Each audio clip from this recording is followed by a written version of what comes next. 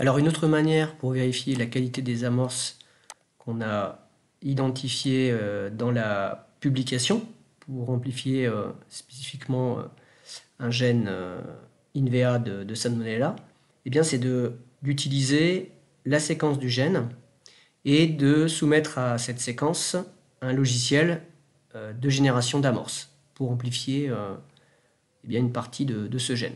Alors on part toujours du format FASTA, hein, c'est déjà le cas ici, et on va donc ici copier la séquence, sachant que tout à l'heure on avait pu directement utiliser la génération d'amorces à partir de l'outil Primer Blast. Et là on va utiliser un autre logiciel, Primer 3 Plus, assez convivial pour montrer aux élèves, vous allez voir. Donc on le retrouve par Google, vous tapez Primer 3 Plus, c'est sur Bioinformatics ici. Et donc on va ici coller la séquence, je la colle comme ça.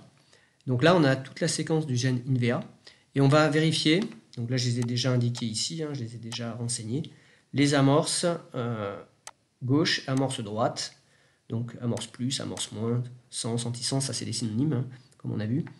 Et donc on va cliquer sur Peak Primers. Alors, il est indiqué Right Primer is unacceptable.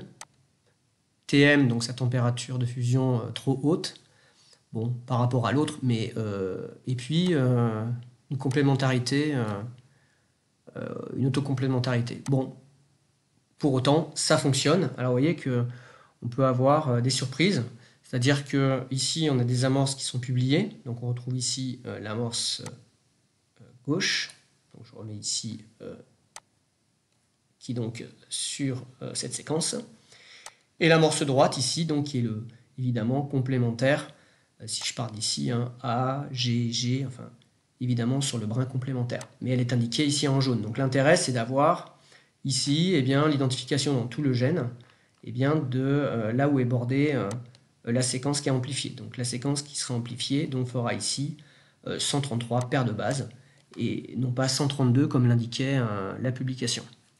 Alors aussi vous pouvez ne pas utiliser ces amorces. Donc là je vais carrément réinitialiser parce qu'il risque de retenir reset.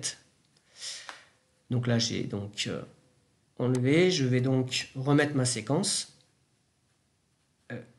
Il me faut noter Peak Left and Peak Right.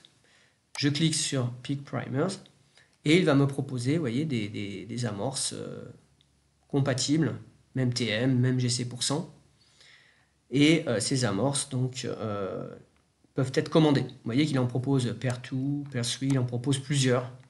Donc a priori, ça vaudrait le coup de tester aussi d'autres amorces à commander, comme on a vu sur Magister.